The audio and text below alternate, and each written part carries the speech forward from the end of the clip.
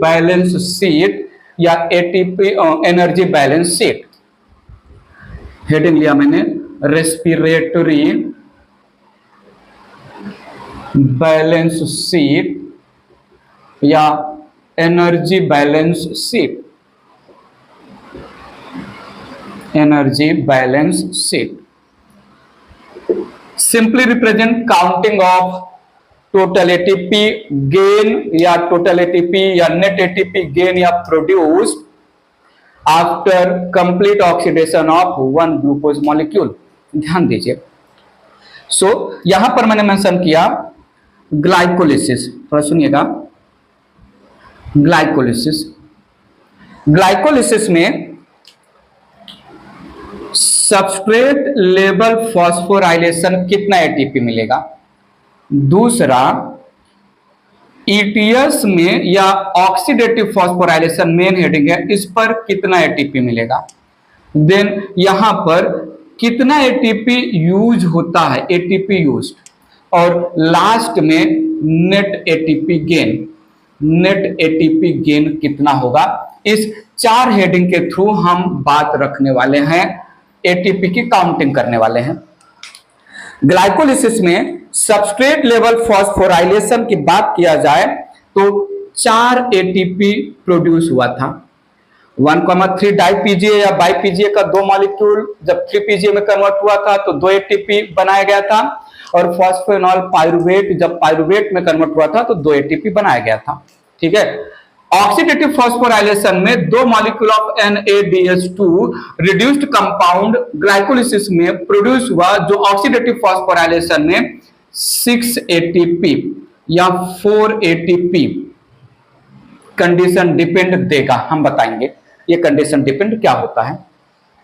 ATP used glucose converted into glucose 6-phosphate, fructose 6-phosphate converted into fructose 1,6 diphosphate, 2 जगह पर हमने 2 ATP use किया।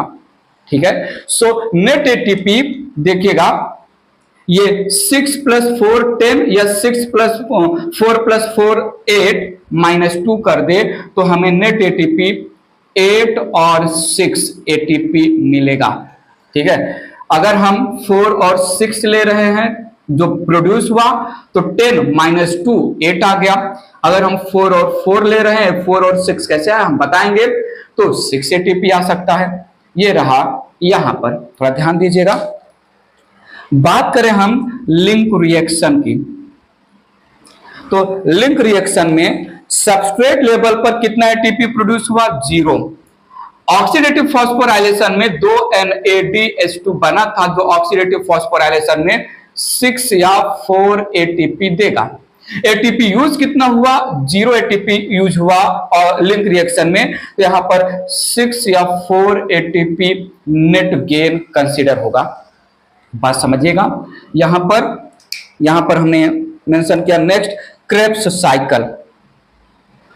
Krebs cycle, so Krebs cycle में substrate level पर हमें 2 GTP या 2 एटीपी मिला था। जीटीपी एटीपी प्लांट और एनिमल का लैंग्वेज बताया था हमने। ईटीएस में जो है 2 साइकिल ले 4 बार डिहाइड्रोजनेशन हुआ था, 3 बार NADH2 बनेगा और 1 बार FADH2। 2 molecule of acetyl coenzyme ए वाला हम 2 साइकिल कंसीडर कर रहे हैं, तो 6 NADH2 एक से बनता है 3, तो 18 एटीपी हो जाएगा, और 2 FADH2 से जो है 4 एटीपी हो जाएगा। ठीक है। सो ये टोटल 22 एटीपी। एटीपी यूज कितना हुआ, 0।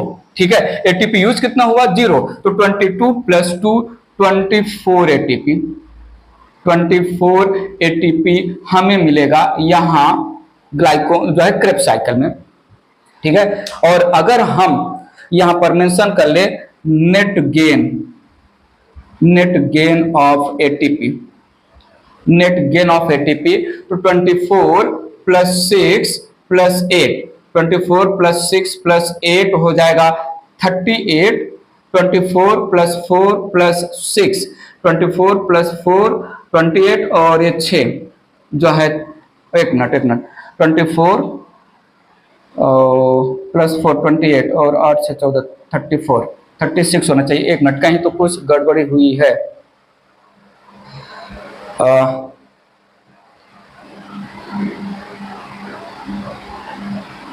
कहीं तो कुछ गड़बड़ी हुई है। यहाँ पर 4 नहीं आएगा, यहाँ पर केवल 6 आएगा। ठीक है, ध्यान दीजिएगा, ध्यान सुनिएगा, हम समझाएंगे, डोंट वरी। ये 8 या 6 होना कंडीशन डिपेंड केवल ग्लाइकोलिसिस के लिए एप्लीकेबल है, बाकी जगह पर नहीं एप्लीकेबल है। तो 24 + 6 + 8 38, 24 + 6 + 6 36 हो जाएगा, 36 ATP। ठीक है, ATP का नंबर कम या ज्यादा नेक्स्ट हेडिंग में मैं बोलूंगा, केवल ग्लाइकोलिसिस के लिए एप्लीकेबल है, बाकी यहां पर कोई। ठीक है, इरेज करके और थोड़ा जो है इसको तोड़ के समझते हैं। बात मेरे ध्यान से सुनिएगा और समझिएगा। अगर हमें पूछा गया total ATP gain in aerobic respiration, total ATP gain in aerobic respiration, तो जो हम ग्लाइकोलिसिस का 2 एटीपी माइनस कर रहे थे वो माइनस नहीं करेंगे। तो 4 एटीपी ग्लाइकोलिसिस में सबस्ट्रेट लेवल पर बना, 2 NADH2 से 6 जो है हमें 2 NADH2 से 6 एटीपी ऑक्सीडेटिव फॉस्फोराइलेशन लेवल पर बनेगा ग्लाइकोलिसिस वाला। तो 6 + 4 10 एटीपी, 6 एटीपी हो जाएगा किसका, जो है 2 NADH2 से 6 एटीपी हो जाएगा लिंक रिएक्शन का, और 24 एटीपी जो है टोटल सबस्ट्रेट लेवल पर और ऑक्सीडेटिव फॉस्फोराइलेशन लेवल पर क्रेब्स साइकिल का। तो फिर सुनिएगा, 10 + 6 + 24 ये है टोटल एटीपी ग्लाइकोलिसिस का, ये है लिंक रिएक्शन का, और ये है क्रेब्स का।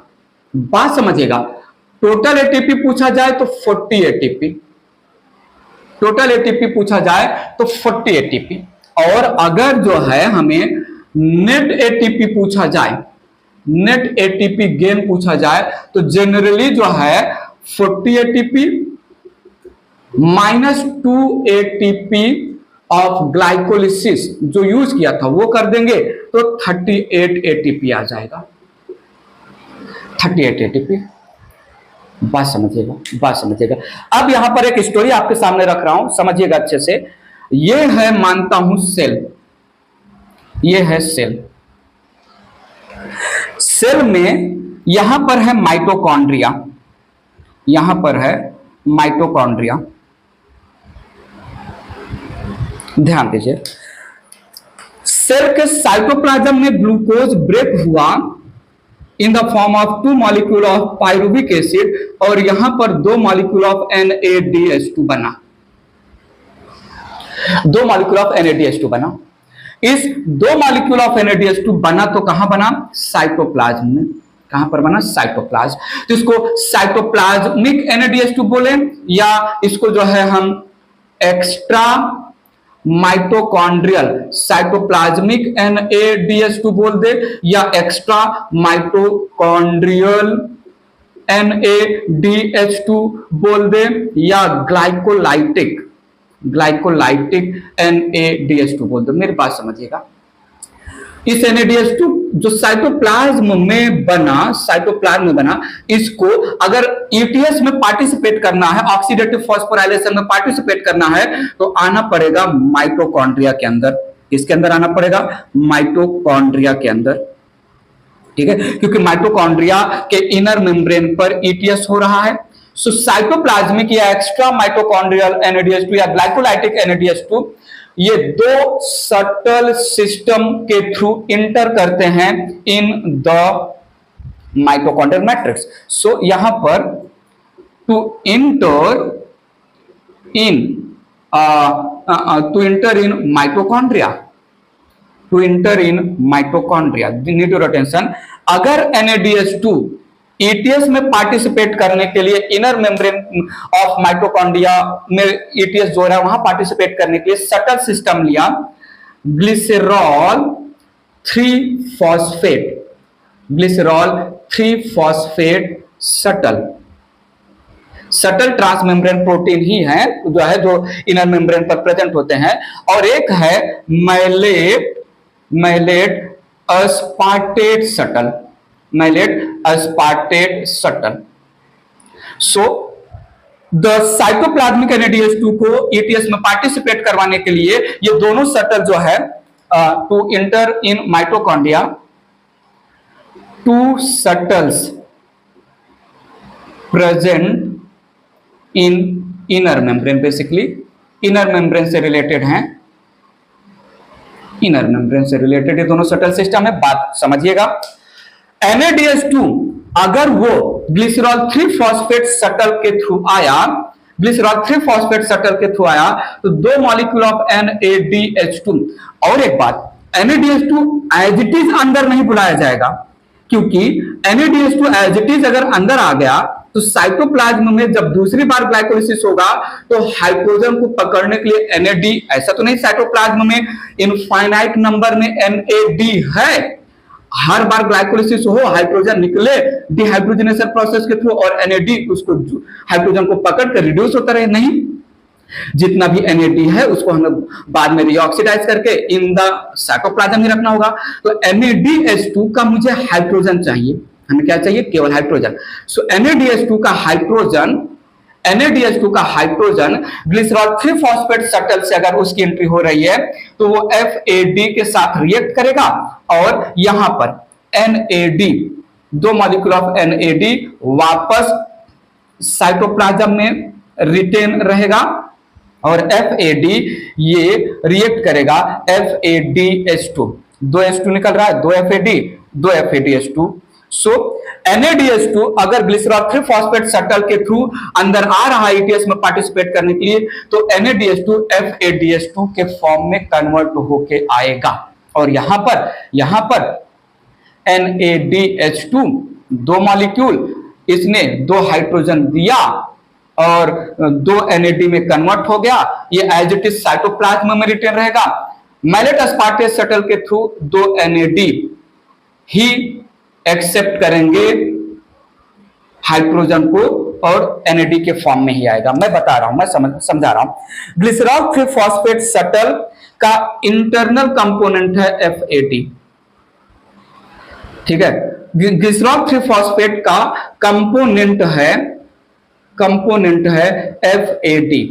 तो जब ग्लिसरॉल 3 कंपोनेंट FAD, जब ग्लिसरॉल 3 फॉस्फेट सटल सपोर्ट करेगा, हेल्प करेगा NADH2 के H2 को अंदर आने में, तो NADH2 के H2 को लेगा और वो अपने कंपोनेंट FAD को देगा और FAD फिर उसको लेके अंदर आ जाएगा।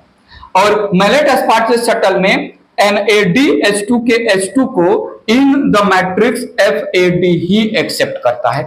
तो अगर ग्लिसरॉल 3 फॉस्फेट सटल हुआ और मैलेट अस्पार्टेट सटल हुआ, इरेज करके थोड़ा बात आगे ले चल रहा हूं,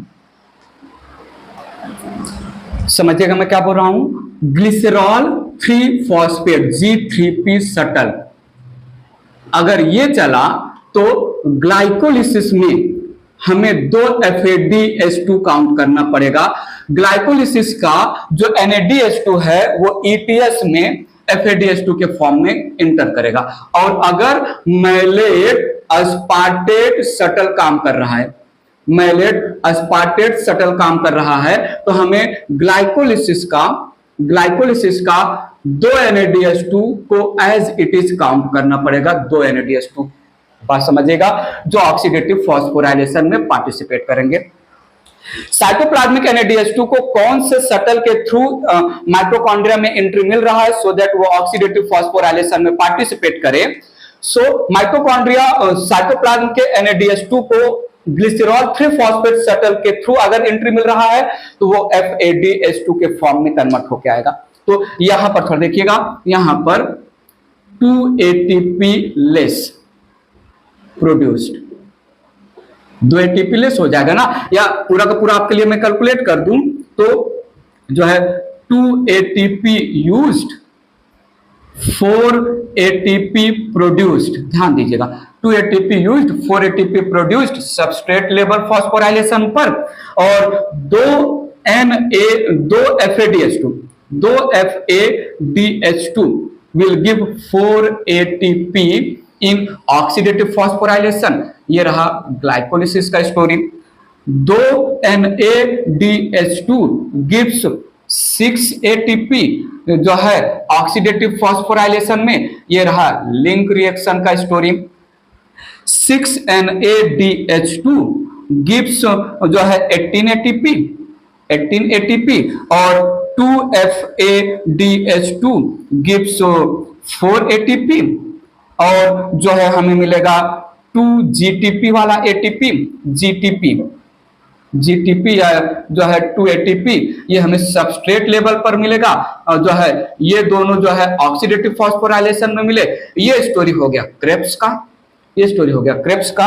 तो अगर हमें नेट करना पड़े, ठीक है, नेट करना पड़े तो जो है 18 4 22 23 24 हो गया, 24 और 6 30 हो गया, 30 और 4 जो है 30 और 4 हो गया 34 प्लस 4 38 में से 2 माइनस करना पड़ेगा तो यहां पर नेट एटीपी 36 एटीपी आएगा, नेट एटीपी 36 एटीपी आएगा।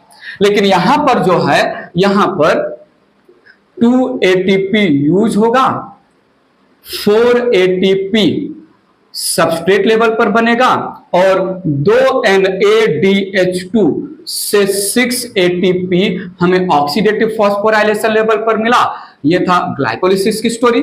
देन 2 NADH2 से अगेन 6 ATP ऑक्सीडेटिव फॉस्फोराइलेशन पर, यह लिंक रिएक्शन की स्टोरी है। देन 6 NADH2 से हमें 18 ATP ऑक्सीडेटिव फॉस्फोराइलेशन के लेवल पर, 2 FADH2 से जो है 4 ATP ऑक्सीडेटिव फॉस्फोराइलेशन पर और 2 ATP हमें मिलेगा सबस्ट्रेट लेवल पर। यह है क्रेब्स की स्टोरी।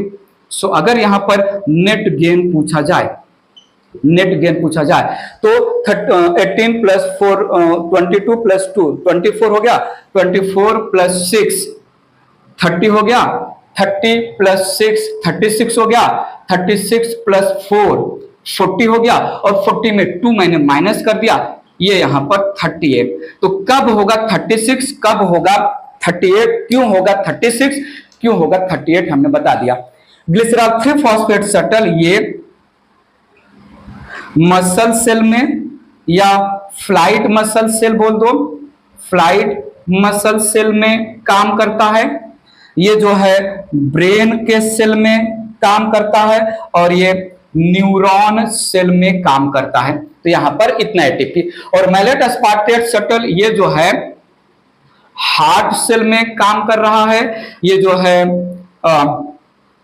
किडनी के सेल में काम कर रहा है और ये जो है लीवर के सेल में काम कर रहा है। तो यहां पर जो है 38 एटीपी मिलेगा, ठीक है। वेल जो है ये जो शटल है ये बेसिकली एनिमल्स में ही काम करता है, एनिमल्स में भी ह्यूमन के रेफरेंस में अच्छे से समझा सकते हैं। This shuttles don't work in plant cell, तो प्लांट सेल में 38 ही, और शटल्स टोटली एब्सेंट होते हैं प्रोकैरियोटिक में, तो प्रोकैरियोटिक में भी 38, कोई प्रॉब्लम ही नहीं है। प्रोकैरियोटिक में जो है एरोबिक प्रोकैरियोटिक सेल में प्रॉब्लम ही नहीं है क्योंकि वहां पर माइटोकॉन्ड्रिया है ही नहीं। तो साइटोप्लाज्मिक NADH2 क्रेब्स साइकिल का NADH, हाँ ये पॉइंट मेंशन करना बनता है। आगे जो मैं मेंशन कर रहा हूं बहुत इंपॉर्टेंट है। वेल 36 38 जो हम पहले से कंडीशन डिपेंड बात कर रहे थे, अब क्लियर हुआ। सारा गेम है 36 और 38 से रिलेटेड। जो 2 NADH2 बना in the cytoplasm glycolysis step में, वो ETS या ऑक्सीडेटिव फॉस्फोराइलेशन करने के लिए आउटर मेम्ब्रेन और इनर मेम्ब्रेन ऑफ माइटोकॉन्ड्रिया को क्रॉस करेगा। ऐसे थोड़ी ना क्रॉस करेगा, 2 शटल सिस्टम उसको हेल्प कर रहे हैं और दोनों शटल सिस्टम अपना अपना कंडीशन डिपेंड, ठीक है। इरेज कर रहा हूं मैं, सुनिएगा मेरी बात, मैं क्या मेंशन कर रहा हूं। Shuttle systems present only in animals, ठीक है, in plants generally and aerobic bacteria subtle systems absent. So net ATP gain is always 38 ATP. Mention कर दे यहां पर इन bacteria aerobic bacteria glycolysis, link reaction and Krebs occur in cytoplasm. Membrane bound mitochondria तो होगा ही नहीं, और ETS या oxidative phosphorylation occurs on cell membrane और ग्राम नेगेटिव बैक्टीरिया के लैंग्वेज में मीजोजोम भी कंसीडर हो सकता है. मीजोजोम जो कि balloon like infold of cell membrane ही है, तो सेल मेम्ब्रेन मेनली कंसीडर किया जाएगा. ठीक है. सो ग्लाइकोलिसिस, लिंक रिएक्शन, क्रेब्स सब साइटोप्लाज्म में ही हो रहा है, और तो यहां पर शटल सिस्टम की कोई जरूरत नहीं. बात क्लियर है? पक्का. सो रेस्पिरेटरी बैलेंस शीट या एनर्जी बैलेंस शीट में हमने अलग अलग करके, और एक तरीके से अगर हम तोड़ना चाहें तो सबस्ट्रेट लेवल फॉस्फोराइलेशन में थोड़ा सुनिएगा, नेट एटीपी गेन. बात समझिएगा. हम ये हम एरोबिक रेस्पिरेशन की ओवरऑल बात कर रहे हैं. तो सबस्ट्रेट लेवल फॉस्फोराइलेशन में नेट गेन 2 ATP यूज हुआ है. ध्यान दीजिएगा, 2 ATP यूज हुआ है. 4 ATP प्रोड्यूस हुआ है. 4 ATP प्रोड्यूस्ड है, वो भी ग्लाइकोलिसिस में. 0 ATP सबस्ट्रेट लेवल पर लिंक रिएक्शन में बना है, और 2 ATP प्रोड्यूस हुआ है क्रेब्स में. ठीक है. तो सबस्ट्रेट लेवल पर देखा जाए तो यहां पर 4 + 2 प्रोड्यूस हुआ, 2 यूज हुआ, तो 6 और 2, 6 में -2 कर दे तो 4 ATP सबस्ट्रेट लेवल पर मिला. और अगर हम अलग अलग करें ऑक्सीडेटिव फॉस्फोराइलेशन में तो 2 NADH2 से 6 ATP. ठीक है. ग्लाइकोलिसिस में 2 NADH2 देगा 6 ATP. लिंक रिएक्शन में, ठीक है, 6 NADH2 18 ATP और 2 FADH2 4 ATP. So total 22 ATP हमें मिलेगा क्रेब्स में. तो 22 + 6 + 6 कितना हो जाएगा? 28 और 34 ATP नेट जो है टोटल या नेट गेन, कुछ भी. यहां पर तो नेट आएगा ही नहीं क्योंकि यहां पर यूज तो हो नहीं रहा. Total ATP. ऐसे अलग अलग भी हम बात कर सकते हैं. ठीक है. सो 4 + 34 अगेन 38 हो जाएगा. और यहां पर जो मैंने ऑक्सीडेटिव फॉस्फोराइलेशन ग्लाइकोलिसिस के लैंग्वेज में किया है, ये मैलेट अस्पार्टेट शटल के थ्रू किया है. ठीक है.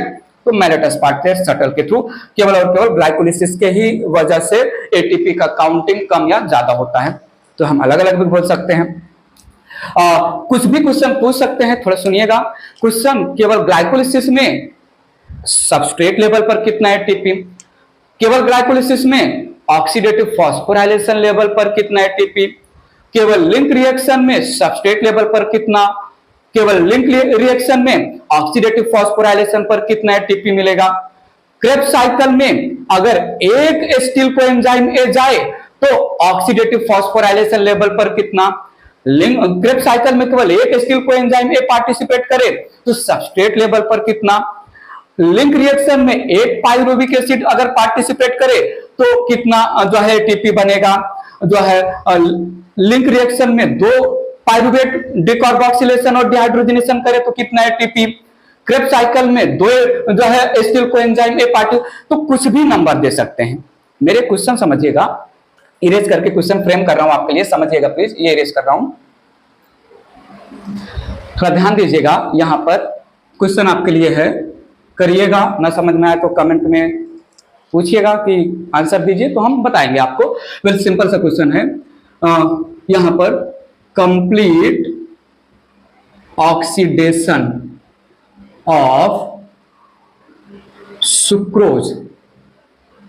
सुक्रोज थ्रू एरोबिक रेस्पिरेशन, ठीक है।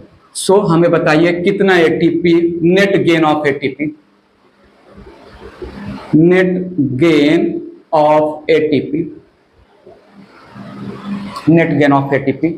ठीक है।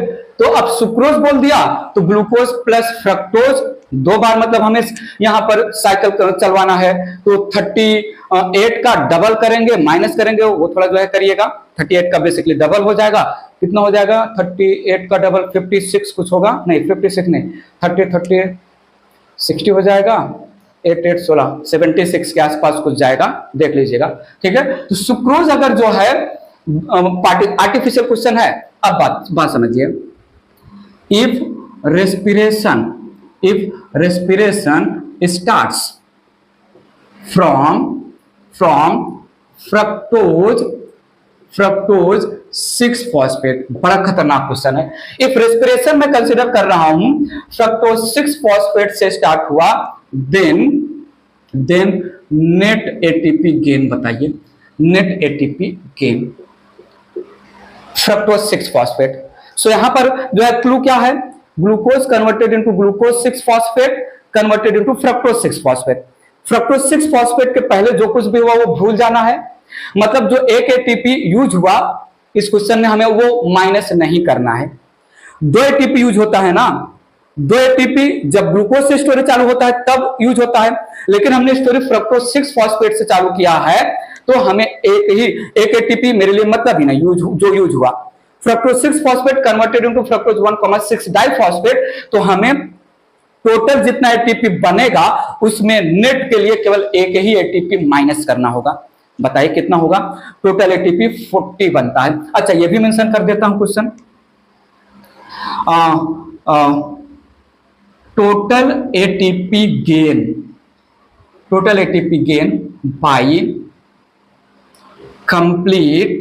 Bye complete oxidation of 1 glucose. तो यहां पर भी टोटल एटीपी गेन में हमें -2 जो ग्लाइकोलिसिस में यूज हुआ है वो माइनस नहीं करना है, हमें टोटल नेट और टोटल में टोटल नेट जब पूछा जाए तब माइनस करना है। क्वेश्चन में पूछूं वन मॉलिक्यूल ऑफ, मैं आपके सामने रखूं, 1 molecule of 3-PGA, 1 molecule of 3-PGA completely oxidized,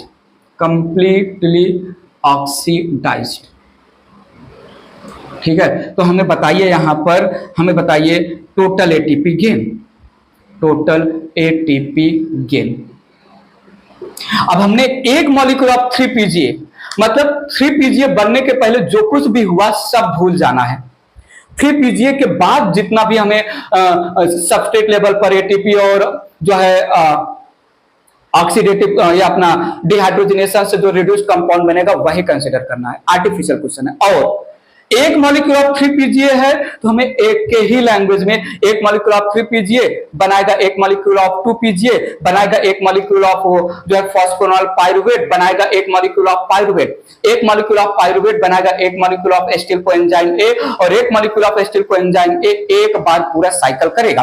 अब 3-PGA के पहले जो कुछ भी सबस्ट्रेट लेवल पर बना, यूज हुआ या जो है रिड्यूस्ड NADH2 वगैरह बना, सब भूल जाना है। हमें केवल 2-PGA से आगे स्टोरी कैलकुलेट करना होगा। बात क्लियर है? 3-PGA से, ठीक है। ऐसे में मैं बोल दूं यहां पर क्वेश्चन में 1 मॉलिक्यूल ऑफ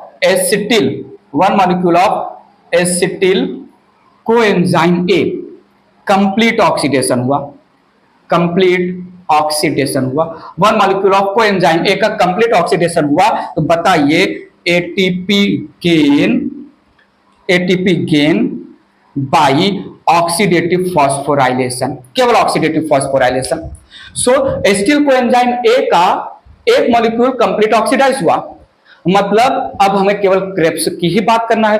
एसिटिल कोएंजाइम ए से पहले जितनी भी स्टोरी है सब भूल जाना है। तो क्रेब्स साइकिल एक बार चला तो 3 NADH2 और एक FADH2 बनता है, और यही है जो ऑक्सीडेटिव फॉस्फोराइलेशन में पार्टिसिपेट करता है। तो इससे कितना एटीपी बनेगा सिर्फ वही बताना है। जीटीपी वाला जो हम ऐड करते हैं वो ऐड नहीं करना है, बात समझा। सो जो है सबस्ट्रेट लेवल और ऑक्सीडेटिव फॉस्फोराइलेशन दोनों को जोड़ के एटीपी पूछ सकते हैं।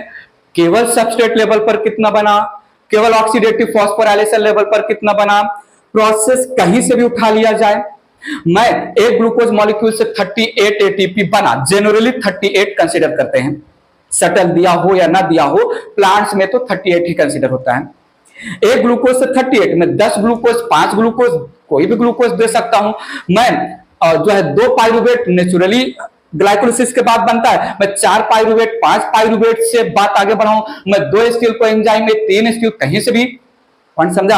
1 Krebs cycle, 2 Krebs cycle, 4 Krebs cycle, बताइए ऑक्सीडेटिव फॉस्फोराइलेशन 4 क्रेब्स साइकिल से कितना एटीपी देगा। 4 जो है साइकिल हुआ क्रेब्स का, सबस्ट्रेट लेवल पर कितना एटीपी बनेगा, तो हमें क्वेश्चन के हिसाब से कैलकुलेट करना होगा, ठीक है। Well ATP counting, calculation of ATP reality में तो नहीं हो सकता, ये एक थियोरेटिकल एक्सरसाइज है।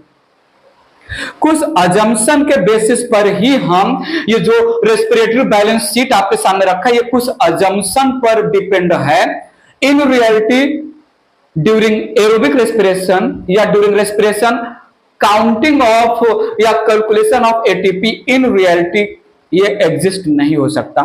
ये प्रैक्टिकल लेवल पर हम काउंट नहीं कर सकते, या एग्जैक्ट लेवल पर, प्रैक्टिकल लेवल पर तो स्टॉप करके ये थियोरेटिकल काउंटिंग है, कुछ अजम्पशन है। थोड़ा सुनिएगा, हर एक स्टेप एक के बाद एक हो रहा है।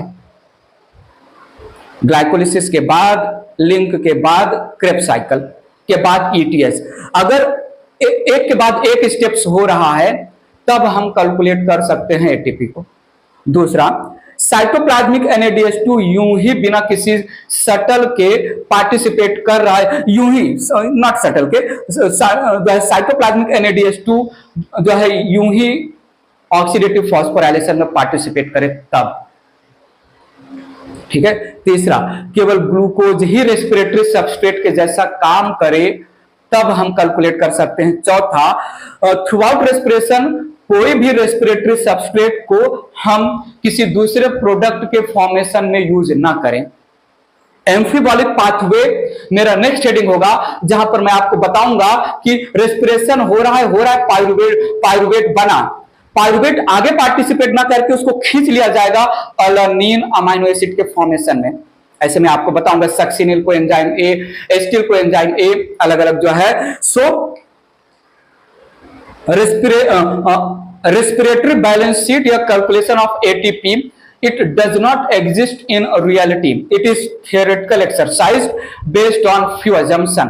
पहला assumption, all the steps occurring one after other, cytoplasmic NADH2 participating in the oxidative phosphorylation, except glucose no other substrate will be involved in respiration, and during respiration the intermediates obtained will not participate in the synthesis of other compound। ये 4 अगर assumption है तो respiratory balance sheet ATP calculation किया जा सकता है, लेकिन ऐसा तो है नहीं।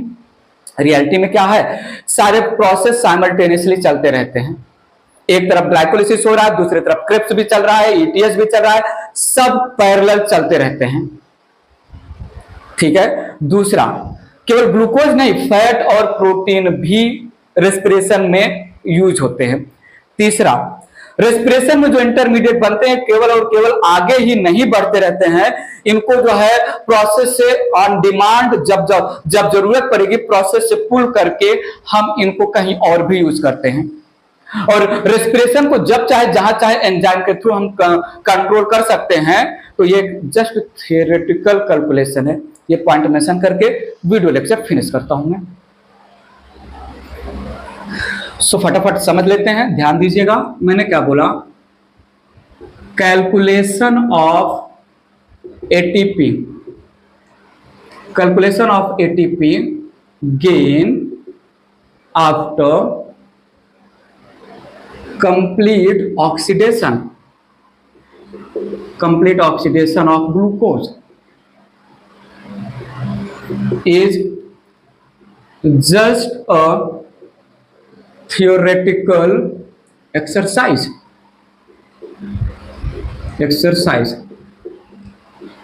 does not occur in reality या cannot be done in reality।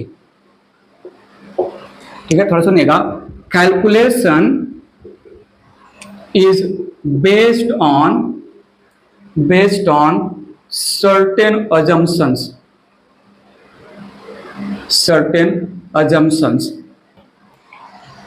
ठीक है, थोड़ा सुनिएगा। each process occurring one after other, मतलब पहले ग्लाइकोलिसिस, देन जो है लिंक रिएक्शन, देन जो है क्रेब्स साइकिल एंड देन जो है ईटीएस, एक के बाद एक हुए तभी ऐसा कैलकुलेशन पॉसिबल है। दूसरा मैंने बोला यहां पर cytoplasmic NADH2 participates in ETS as usual, बिना कुछ as usual, बिना कोई सटल याद किए ऐसा एक पॉइंट मेंशन कर सकते हैं। तीसरा यहां पर एक्सेप्ट ग्लूकोज no other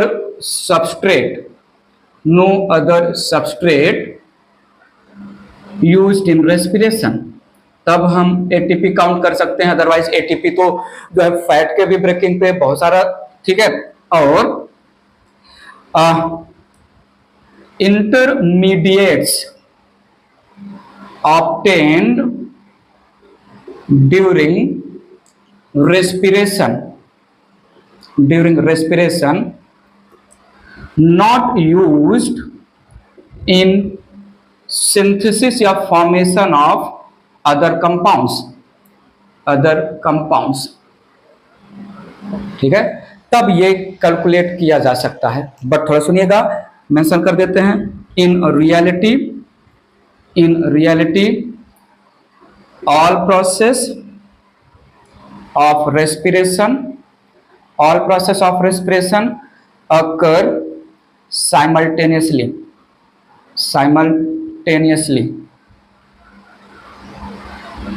ठीक है। और मेंशन कर दें including glucose, fats and proteins also used, ठीक है। और पॉइंट मेंशन कर दे यहां पर जो है intermediates are pulled from process as and whenever required to form other compounds, ठीक है। ATP formation depend on use, ये वाला जो है लाइन पीएफके को जो है बता रहा है। ग्लूकोज ब्रेक हुआ, ग्लूकोज 6 फॉस्फेट फ्रक्टोज 6 फॉस्फेट में कन्वर्ट हुआ। अब पीएफके के पास जो एलोस्टेरिक एंजाइम था उसको सिग्नल मिला कि बात आगे मत बढ़ाओ, तो ग्लूकोज का कंप्लीट ऑक्सीडेशन हो गया ना। हम वो ग्लूकोज जो फ्रक्टोज 6 फॉस्फेट तक ब्रेक हो चुका है, अब पीएफके फॉस्फोफ्रुक्टोकाइनेज फ्रुक्टोज 6 फॉस्फेट को फर्दर 1,6 डाइफॉस्फेट में कन्वर्ट करेगा। उसको ब्लॉक कर दिया गया, तो एटीपी काउंट कैसे होगा? पॉइंट समझा? ठीक है, एटीपी एंड और एक पॉइंट यहां पर मेंशन कर सकते हैं, process are enzyme controlled, process are enzyme controlled. तो एंजाइम कब काम करेगा, कब काम नहीं करेगा, डिपेंड है बहुत सारे सिचुएशन पर। ठीक है, जो है प्रोसेस आधा हो गया, एंजाइम के लिए जो है इन्वायरमेंट, सुटेबल इन्वायरमेंट अवेलेबल ही नहीं है, तो हम कैसे जो है ग्लूकोज का एटीपी गेन कैलकुलेट करेंगे? सो अगर ये चार बातें हम माने तो एटीपी कैलकुलेट कर सकते हैं, लेकिन ये चार बातें सिर्फ थ्योरी है, रियलिटी में एग्जिस्ट नहीं करता है। बहुत सारे प्रोसेस सेल के अंदर, माइटोकॉन्ड्रिया के अंदर और भी बहुत सारी चीजें बनती रहती हैं, और सेल के अंदर बहुत सारे जो है ग्लाइकोलिसिस हुआ, ग्लाइकोलिसिस या लिंक या जो है क्रेब्स साइकिल हुआ, हम नेक्स्ट हेडिंग लेंगे वही एम्फिबॉलिक पाथवे। वहां पर हम आपको बताएंगे कि बहुत succinyl coenzyme A, acetyl coenzyme ए और अल्फा कीटोग्लूटारिक एसिड, इन सभी इंटरमीडिएट्स को जब भी जरूरत पड़ती है बाहर निकालते हैं, मतलब उस समय रेस्पिरेशन रुक जाएगा, निकाल के इनको जो है हम यूज करते हैं डिफरेंट कंपाउंड्स के फॉर्मेशन में। तो कैसे कैलकुलेट करेंगे, बात समझा? ठीक है, सो यहां पर हमने ईटीएस, ऑक्सीडेटिव फॉस्फोराइलेशन और रेस्पिरेटरी बैलेंस शीट फिनिश किया। एटीपी का स्ट्रक्चर थोड़ा हमें समझना है, adenosine triphosphate next video lecture में लेके आ जाएंगे। और हमें जो है एफिशिएंसी ऑफ एरोबिक रेस्पिरेशन समझना है। ठीक है, एफिशिएंसी, एनारोबिक रेस्पिरेशन की एफिशिएंसी लेस देन 7% बातें हो चुकी है। हम हाईलाइट तो कर ही चुके हैं कि एक ग्लूकोज के पास जितना एनर्जी होता है उसका केवल 45% ही एनर्जी ऑब्टेन करते हैं। थोड़ा कैलकुलेशन देख लेंगे। एफिशिएंसी, एटीपी का स्ट्रक्चर, एम्फिबॉलिक पाथवे, एम्फिबॉलिक पाथवे हम बताएंगे, और बाद में आएगा एक हेडिंग रेस्पिरेटरी क्वेश्चन। बातें करेंगे नेक्स्ट वीडियो लेक्चर में। देखिए, रिमाइंड करिए अच्छे से। एनसीईआरटी का जो डायग्राम है ईटीएस से रिलेटेड, उस डायग्राम को स्कैन कर लीजिए अपनी आंखों से as it is. Diagram based question आया तो आप जो है अटेम्प्ट कर लीजिएगा। बाकी एक्सप्लेनेशन मेरा खुद का जो है स्टाइल में, और कहीं से सुने समझे तो स्टाइल भी अपना लीजिएगा। ठीक है, सबका अपना अलग स्टाइल है ईटीएस समझाने का।